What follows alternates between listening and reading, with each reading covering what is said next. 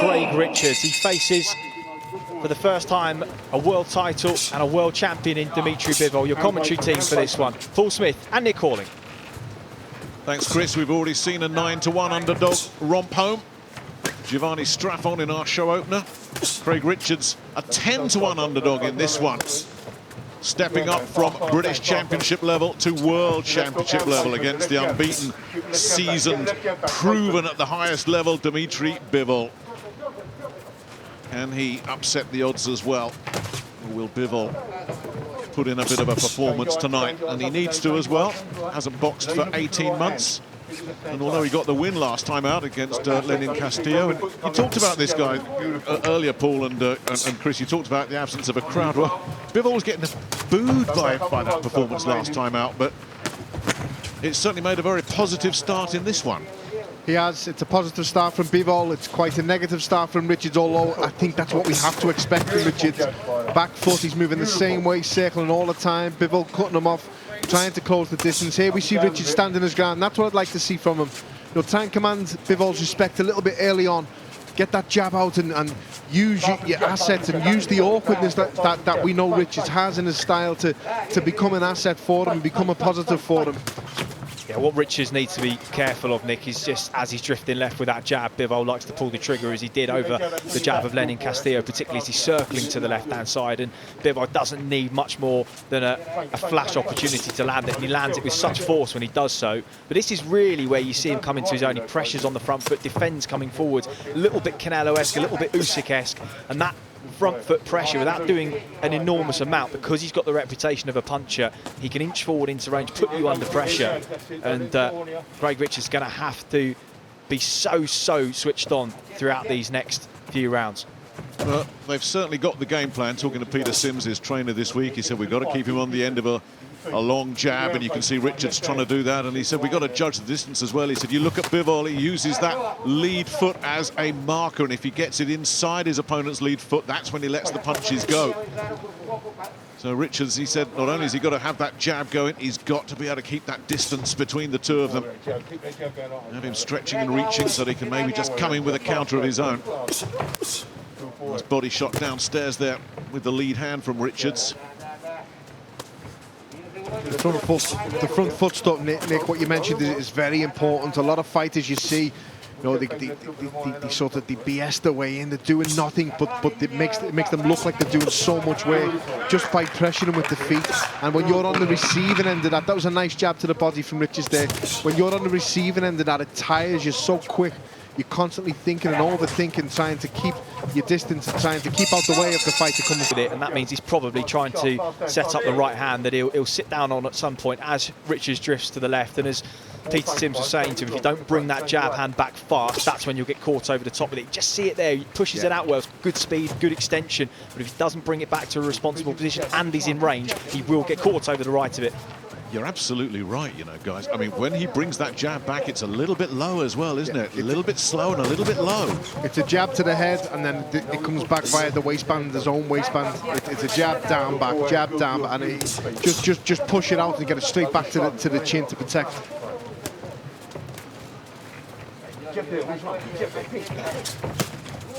There's the left hook again. But if you notice the movement of Richards every time, Richards is moving to his left onto Bivol's right hand. As Chris has just mentioned there, very clever of Bivol. What he will do, he'll tee you up, he'll set you up a couple of times with the left hook so you'd expect it, and then bang, the right hand will come over the top. Exchange of jabs there. Richards got through, but so too did Bivol. Just getting his own jab going pretty effectively here in this second round. Nice. Now, this is good work from Bivol. Jab there of Richards was blocked, but he did follow through with the right hand. That's better from Richards. It'll just stop Bivol in his tracks a little bit from just coming forward, trying what he wants. Give Bivol something to think about early on in the fight. Try and gain his respect. And he's picking up these jabs really easily here in this second round, Bivol. Oh, that talked about the mistakes he makes at the domestic level that he won't get away with here. He just got away with one there, Richards. Oh my goodness me, he walked into that.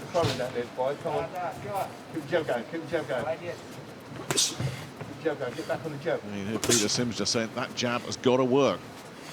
Everything for Richards is going to come off that jab. He's looking for the right hand over the top there. Bivol, who is definitely starting to really grow and settle in this second round. It's all too easy at the moment for Bivol. He's not really had to exert much energy in this round or in the previous round, especially. You know, the shots are not necessarily power shots, but they're fast and they're quite explosive. He's just finding the target and finding the distance a little bit too easy for my liking here. And again, picking up those jabs so easily defensively, Bivol. You heard Peter Sims in the corner, guys, just say you're waiting too long, Craig, but this is the problem when you've got a puncher's reputation and then your opponent feels that power. It gives them the extra time that they need to go to work. And this is what we're seeing with Bivol now. He's got the attention of Richards and it's causing hesitation where normally you'd think and throw. He's pausing and hesitating now. And that's giving Bivol the time that he needs to get to work.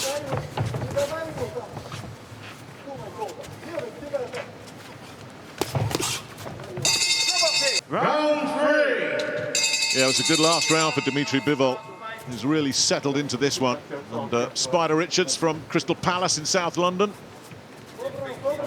as you say, is being made to think here, and I think he's already realising, hang on, I'm running with the big dogs here. There is a big jump up from domestic level to world level. And it's a tough jump to make in one leap. That's what Spider Richards is trying to do here. Has to keep that jab going for me, Richards. It's okay being negative on the back foot, but you can't be negative by not punching. You can still be positive while you're doing it. Back foot circle, but you've got to get that jab out. Try and time Bivol for when Bivol makes them lunges, what he does. Jab, jab, jab, wait for Bivol to come and then fire the 1-2, or then try and lay back and then catch him as he's coming in. But just backing off and circling in circles is just waiting for delaying the inevitable for me, for Bivol. Brings the right hand into play there, Richards, and we haven't seen much of that through this fight so far. Does carry power in both hands. It was the right hand that opened up Shakan Pitters when he won that British title last time out, but he finished him off with a left hook. Good jab from Bivol. Yeah, because he's got that wide set base and long levers, Craig Richards, he is well set for that pull counter right hand. Just how many opportunities is he going to get to land it cleanly? It's the thing, isn't it? You're in with someone of the quality of Bivol and how good he is, but you still need to sort of give him something to bite at. You still need to dangle a few jabs out there to try and make Bivol react to, and then try and nail him as he's coming in. So clever, Bivol. Clever again there. Good shot. That was better. Now that was better, and he got through with the follow-up right hand. A good little spell there for Richards, but Bivol is straight back on him and pushes him back up to the ropes. That's a really good response from the champion, as this one catches fire here in round 3. Well, that was smart of Bivol. He didn't allow Richards to build any momentum off that little flurry that he had. Put him straight back in his place. That extensive amateur career which Bivol has had, you know, your opponent lands a shot, it gets the attention of the judges, and then you come back with a flurry and immediately bring the attention back onto yourself.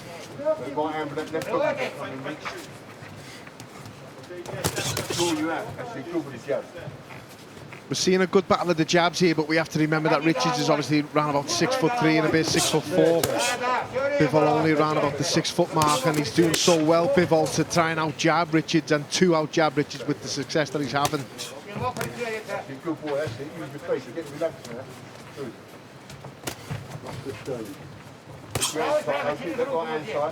Still think too many of those jabs are falling short and getting picked up from Richards. Needs to be more consistently effective with it. It's easier said than done, of course, against a strong defensive boxer like Dmitry Bivol. Round 4. Bivol isn't just completely walking through him at this stage, still just taking his time.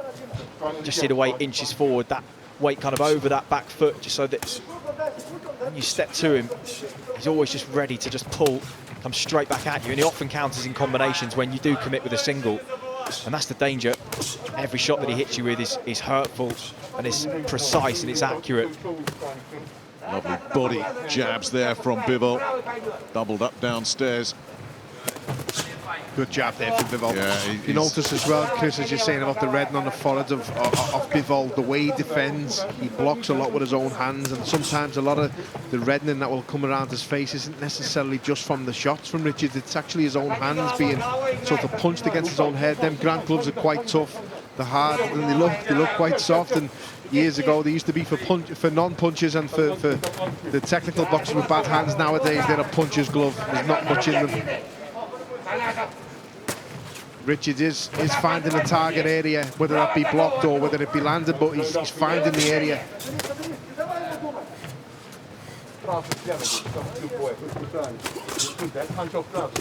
It's out of range there, Bivol.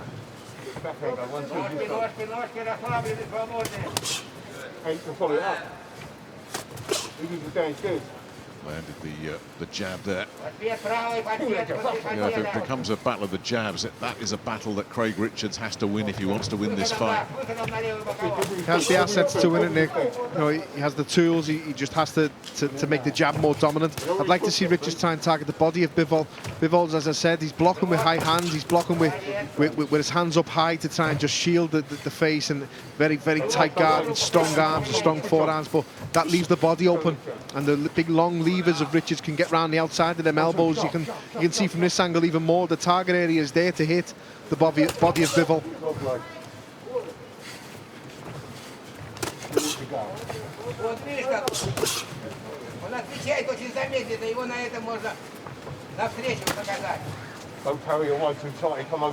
Still just working away behind the jabs, aren't they, both of them?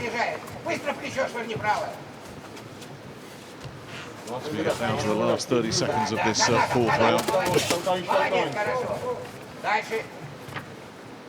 Just sort of a little layback there from Richards. He's got to keep his composure now more than now. The more important part. These middle rounds of the fight for Richards has to keep his composure. Don't lose your shape. Don't come up too high. You're going to get caught with big shots by Bivol like that. You've got to keep your composure now.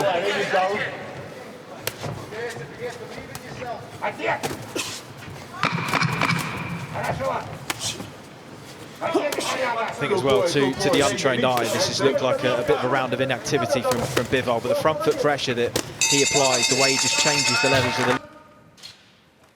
Round 5. Round 5 then. Dmitry Bivol defending his WBA light heavyweight title. First time this belt has been boxed for in the United Kingdom in 49 years. When Bob Foster came over to Wembley in North London and was too good for Chris Finnegan, the great Bob Foster. And going back a little bit further, it was a belt that was boxed for in Manchester in 1964. Willie Pastrano beating the British boxer Terry Downs. That was before even my time, that one.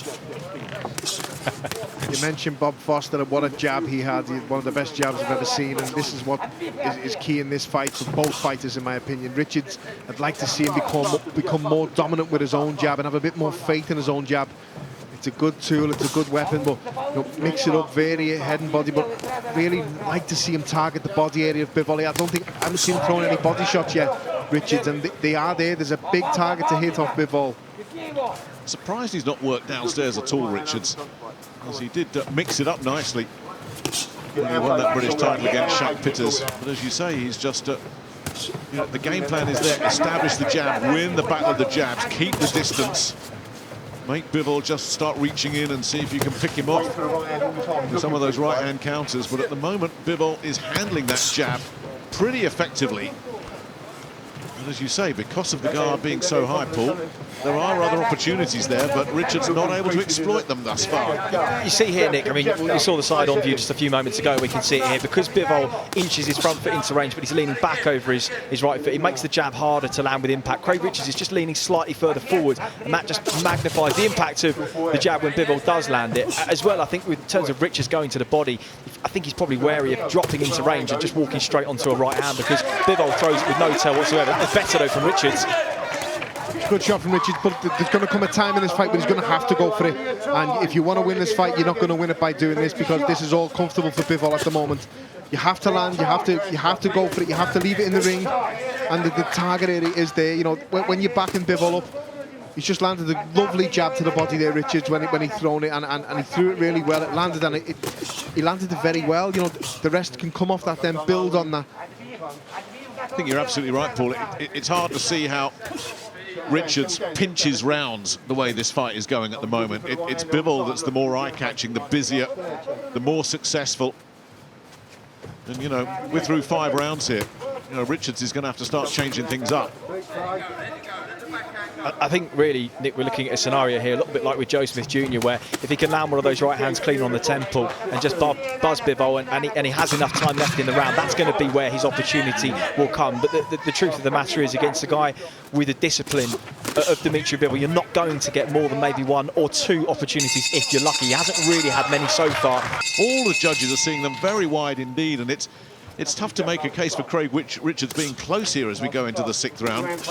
It's a formula that works for Dmitry Bivol, and it is working so far here in Manchester.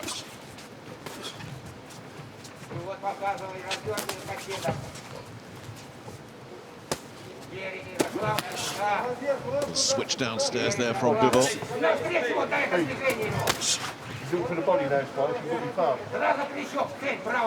See if Bivol's setting traps now. He's doing the same combination twice. The next one should be over to the top of the head at least. You know, we spoke. Chris, you mentioned early on in the first round, he's got Richards moving on to his right hand all the time, Bivol. It's only going to be a matter of time before he has to start throwing that shot, because Richards is doing the same thing every round. He's circling to his left, to Bivol's right. And he's coming onto that right hand perfectly, but just we haven't seen it yet. Is it a case of we haven't seen it because Richards has been able to judge the distance to stay out of trouble? Possibly, or Bivol might just be thinking this, it's not ready yet. You know, sometimes you need to tire them out and break them down a little bit more until the shot's actually ready, and don't give it away until you're ready to throw it. He may throw that, glance it, miss it slightly, and then Richard starts moving to the other way, in the other direction. Yeah, the more times you throw it and miss it, the more data Richards has on the speed, the positioning of it, where he is in range in relation to it. The less you throw it, the more the element of surprise catches you when you do land it, and the more he's likely to take advantage. But at the moment, Richards is still switched on. Conditioning looks good. He's not breathing too heavily. He's still got his reflexes about him, and his jab's still working pretty nicely too. And as you say, Paul, Bivol just slowly getting a little bit closer. Patient build up, and all the while just breaking him up and winning the majority of each round. Yeah, and it's more of the same here for Bivol. Look for the right hand there, and it didn't land. The thing with boxing sometimes, what the average fan on the couch may not realise is, you know, it's a brutal game, it's a beautiful game, but it's brutal sometimes, and you send the fighters out sometimes to not throw the best shot until probably round 5, 6, 7. Don't give it away yet, you know, let the fighter get comfortable. Once he's comfortable, then let the shot go. There's been fights where that's in the tactics, you know, go out there, but do not throw that best shot of yours until it's ready, until it's there. Don't give him a taste of it. He had the last word there, Richards, but Bivol is starting to unload the combinations now. Did miss earlier, but certainly got through with the second time he landed it. His first there, but did take one back as well. Richards tries for the left hook and misses. A nice pull counter right hand though before that. I'd like to see more of that from Richards. That's what we were trying to talk about in the first couple of rounds. You've got it in your artillery. Let it go and do it. When you catch that left hook, throw your own back, and Paul, I know one thing that Gallagher teaches your fighters is catch and counter with the same hand, but this would be, of course, the opposite. But as soon as he feels that left hook touch his right glove, that's when Peter Sims wants him to fire back with his own left hook. Yeah, so sometimes catch and counter, whether it be the same hand or the opposite hand, it doesn't really matter, as long as you can be in a position to let that shot go yourself and generate the amount of power that is needed and the speed that is needed. It's going to work. It's a risky gamble, but it's one that, as I've been saying, you've got to take gambles. This is your world title shot, so we're in round 7 now. This is the first half of the fight gone. Has anyone given Richards a round? Possibly not. So you need to, you know, you've got to do something tonight. You can't just have 12 rounds of this and be happy with the performance. You've got to go for it sometime, and them type of shots and that type of advice from the corner is good advice. Well, this is it, isn't it? I mean, we are at the midway point, and as you say, Craig Richards is not winning this one on points. There's no way. Bivol is comfortable and in control at the moment. But, you know, as I said, I was talking to Peter Sims in the week. He said, we've got to try and back Bivol up a little bit because he backs up in straight lines. We want to leave him with nowhere to go. Well, I haven't seen much evidence of Bivol being backed up in this fight. The only time, sorry, Paul, the only time he does back up is when Richards doubles the jab. The problem is when he throws it out as a single, that's when he's vulnerable to the counter, because Bivol either comes over the top, or usually does with the right hand, or he counters in combinations. And that's the difficulty, is that for every one shot Richards lands, and he is landing some shots clean, Bivol will come back with 2 or 3. Bivol's also good, again, because of his old amateur pedigree and amateur experience. He'll land a jab, he'll knock the head back of Richards, then he'll back off and let the judges admire it, and he'll admire it. And it's just highlighting what he does well. Yeah,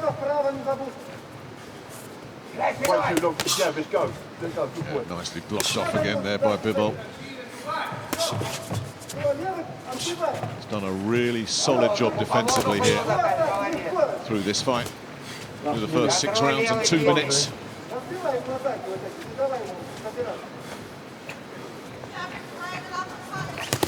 Yeah, managed to get the backhand in there as well. Bivol. Nice stuff from Bivol there, nice really counter. sharp. Right hand and then a jab, reverse 1-2, good combination. Good combination to get back out to range, which is, as I've just been saying, is what Bivol likes to do. He'll come in, he'll land a shot, and then he'll back off straight away.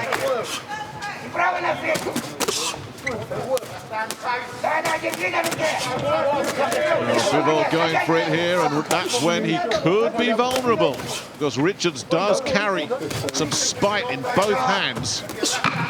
Yeah, but the issue is, of course, at mid and short range, is that Bivol has got much shorter levers, and you know he's going to be hitting the target first, and that's where I think Richards is probably more vulnerable. I'm having to unwind those levers and punching with Bivol, not something he wants to do, and he was caught a couple of times in. Round 8. Yeah, you've never got the impression that Dmitry Bivol is one of those guys that wants the highlight reel finish. He wants the W, and if he can get it just racking up the rounds like this, that's what he'll do. Previous couple of rounds, once Richards starts to throw a couple of combinations together and a couple of double jabs, Bivol will just wait. He doesn't really want to engage. He waits to see what you've got, and then when he knows it's safe to do so, he'll have a go. That's what I was saying about the start of the fight for Richards. You've got to be able to bluff your way back in. You've got to BS yourself in the fight as well, and make Bivol think that you're working and attacking even when you're not. Try and conserve your energy while you're doing so, but then you've got to go for it when you go for it. You can't just wait and let Bivol dictate, which he has done for the previous 7 rounds. One of a really good group of British light heavyweights, just bubbling under at the moment. Already talked about Anthony Yarde and Callum Johnson coming up short against Russian opposition. Joshua Buatsi, Lyndon Arthur very much in the mix domestically.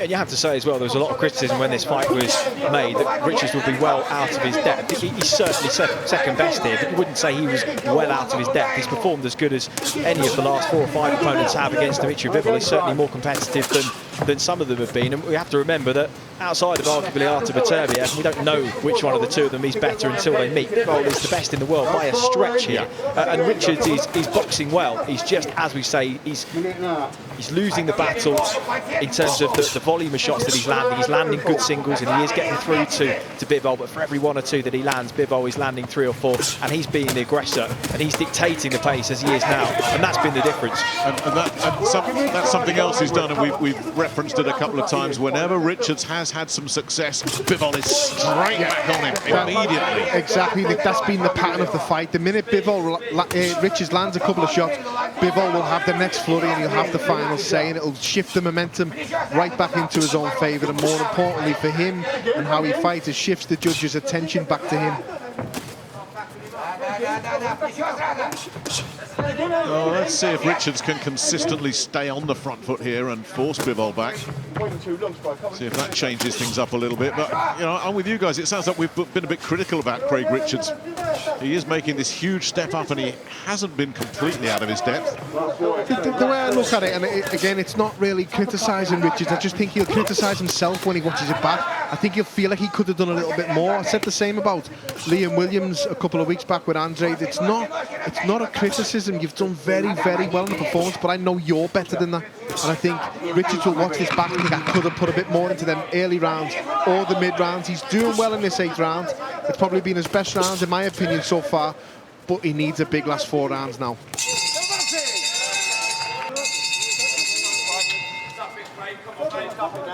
Well, at some point, Craig Richards is going to have to take the handbrake off here if he wants to win this fight and just go for it, with all the attendant risks that that brings.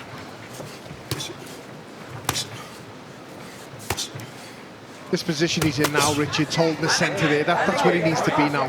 No more on the back foot, no more circling around in circles on the back foot. Be positive now, keep this position, and then we'll see what Dmitry Bivol has got and how he can adapt himself to that.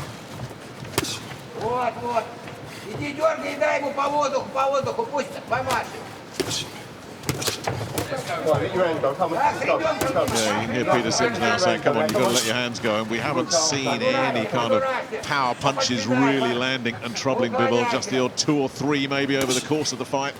Bivol has bitten back on all of them immediately. The right hand of Craig Richards has been a concealed weapon this evening. I think it's hard to underestimate when you're in with someone like Bivol, his command of distance and the way he glides in and out of range. He's so fluid.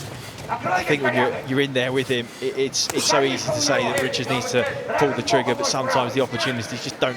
They may look like they're there to us, but to him, he'll be in there and just say, look, not only did I feel the power early on and knew the danger of overcommitting, but also just the way he commands distance, just leaning in and out of range, almost Canelo-esque in that sense. He may look like he's there, but actually it's far harder to set those shots up and land cleanly.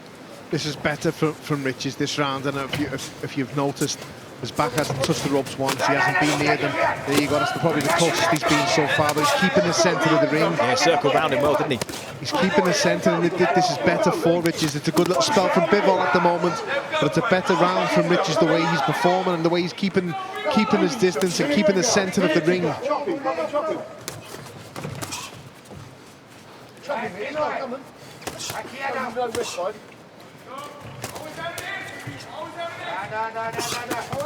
There's a lot missing from both of them in this round.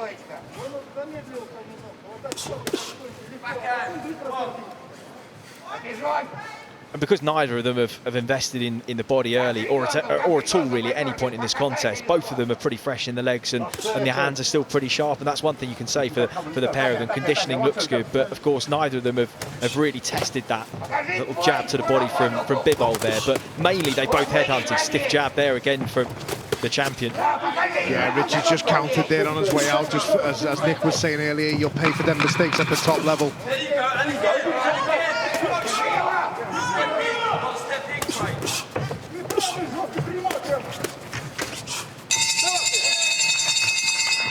Round 10.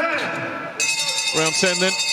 Bivol well ahead on the cards, you would think, against Craig Spider Richards, the big underdog, the British champion. Only been beaten once himself, and that was on 6 days' notice. And he stepped in against Frank Buglioni. Come on, don't overthink it, let's go. I can remember that night as well, Nick, and technically he was far better than Buglioni in the early stages, but just given the late notice and one of the first times that he had stepped up to 175 pounds as the fight wore on, he just completely ran out of steam. But in the last 2 or 3 years, he's really filled out into the weight. His punch resistance has looked infinitely better, as it has tonight as well. And he's looked so much more powerful too. Really grown into a decent light heavyweight. Look, he has lost probably 10 out of 10 rounds here, bar maybe 1 or 2, depending on how you look at it at home and where your allegiances lie as well. But he can take a lot from this performance. He's not been overawed at any stage. He's not looked majorly hurt at any stage. Nice right hand there. Yeah. That long right hand did get through. Now, can he build on that? He's got to just put his foot down here. Roll the dice. Right hand counter comes in, but Bivol again responds, as he does so well, and puts Richards back in his place. That's why he's an unbeaten champion. Richards has a good little spell of success there, Nick, but Bivol just showing why he's the champion at the moment. Coming back, but he has to keep it on him now, Bivol. Well, Richards landed the solid shot downstairs, which we haven't seen. And Bivol then just tucked up. This is decent from Richards. The body is such a big target for Bivol. If Richards can capitalise on it and try and bang a few round the side of the elbows off Bivol, it's such a big target, and it's been neglected all night for me. Well, there's still time for Richards to maybe find the leveler here, but you know, assuming it goes out like this, I totally agree with you, Chris. He's not going to be disgraced, and he shouldn't come out of this disappointed if he does end up losing this, Richards. He'll learn so much from it. Lovely left-hand counter then from Bivol. But Richards showing that greater sense of urgency now, pressing forward. There goes for the body again. It's better from Richards. Yeah, I'd like to see Richards start leading off with the right hand. Yeah. Bivol's expecting a jab every time, then he's slipping out of the way of the right hand. Just start leading off with it. Just a lead right hand, yeah. He can lead with it really well. It's almost like an elastic right hand. He kind of drops that right shoulder and almost throws it kind of southpaw-esque. That's how he got Shaq and Pitters and hurt Jake Paul with it too. Sometimes he looks like he's out of range and he lets it go and it lands on the button. But right, he's in a firefight here. Yeah, Bivol looking to finish the round strongly. Again, catch the eye of the judges. It has been a better round for Richards, but Bivol has had his success as well. This is where the experience comes in. You've just seen Bivol trying to put his foot on the gas for the last 30 seconds there to catch the eye of the judges, but Richards was having none of it. Very, very good round. He's never had an opponent to take him out of that comfort zone, has he? Always been just that level above, and he's been a level above here. But can Richards put together a grandstand finish? We know he has one-punch power to turn it around, but that's at domestic level. Can he transfer it to world level? And can he do it in the 5.5 minutes that remain in this one? You know, Peter Sims shouting in the corner, body head. It's good advice, you know. I'd like to see Richards just target the body. Bivol's comfortable blocking 1, 2, 3, 4 big jabs to the head. He's not expecting anything coming to the body, so he just lifts both elbows up high every time Richards throws shots, as you can see.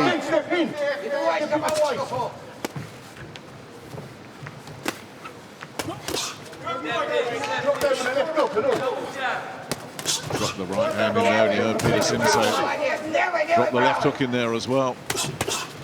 Again, the double jab blocked off. Bivol has done such a great job defensively blocking that jab. See, Bivol comfortable, he's not, that's better from Richards. That's what I'd like to see a bit more of. He's comfortable because he's not expecting a second phase of attack from Richards, whether it be to the head or the body. When he's just throwing that left hook to the body, it gave Bivol something to think about. Straight away, he brought both elbows down.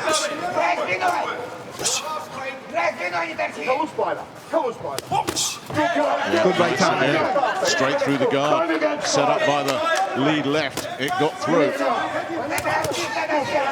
You see what I was saying before, I'm not being critical of Richards. I'm just saying, he'll watch this back, and if he doesn't get the decision tonight, I feel he will feel he could have did more early on. A bit more success, a bit more positivity in the middle rounds to do this to Bivol, to sort of put Bivol back into his shell and on the back foot. But also, Paul, I'm with Chris on this. I think he'll take a lot out of this, Craig Richards. I think this could be a platform for him to go on and maybe come back and have another go at this level. It's been such a big step up for him, and he has not been outclassed at all. And here he is in the last minute of the 11th round, still looking for a way to try and break through against this unbeaten, classy world champion. This is a good, positive performance. The last 3 rounds for Richards have been brilliant for him. Positive, coming forward, attacking, not showing too much respect to Bivol, which he was guilty of doing early on. He's holding his own. Left hook from Bivol did get through. That's nice again from Richards, and he works it again. Well, he neglected the body through the first half of this fight. And as you said, Paul, that was there for him all night long. Oh, lovely from Bivol. Again, the flashy finish in the last few seconds of the round. He judges it, his management. Well, 1 round left then. Dmitry Bivol putting his WBA light heavyweight title on the line against Craig Spider Richards from Crystal Palace in South London. The British champion taking this huge step up in class and not being shown to be out of his depth either. But surely he needs to, at the very least, put Bivol on the floor here in the time that remains to have any chance at all. Because at the midway point of this fight, Bivol had a big, big lead. And is it a case for Dmitry Bivol? Enough rounds in the bank and he'll just sit there and say, that's it, I've done it again. Come on, let him go, Spy, let him go. Don't wait. Yeah, he's got to let him go here. Bivol will happily have this last round at a very, very slow pace. It's Richards that's got to force the issue here.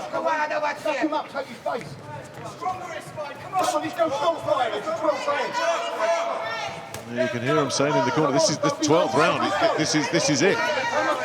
Don't leave it all there, don't carry something back into the locker room. Let it all hang out right here. There's just no urgency from Bivol at the moment. There's just no real work ethic or work rate from him. But he doesn't need the urgency, Paul. He's comfortable. It's Richards that needs the urgency. Yeah, it tells you what he thinks about the fight, Bivol. It tells you that he knows he's done more than enough early on in the start, the first and the middle 4 rounds of this fight.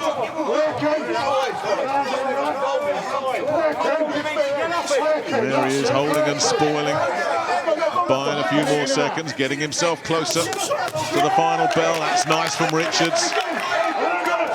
Bivol does take it all, and as you say, no urgency at all. He's just tucking up there, Bivol, making sure he doesn't get in serious trouble.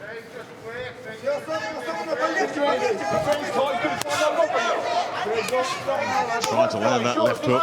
Takes a couple of jabs back. He's never landed a really significant power punch tonight, Craig Richards, and for that you have to say Dmitry Bivol has really put on a very, very impressive performance defensively.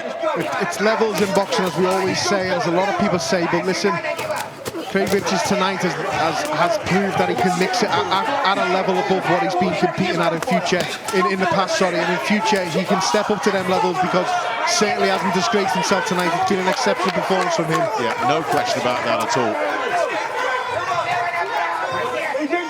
20 seconds left.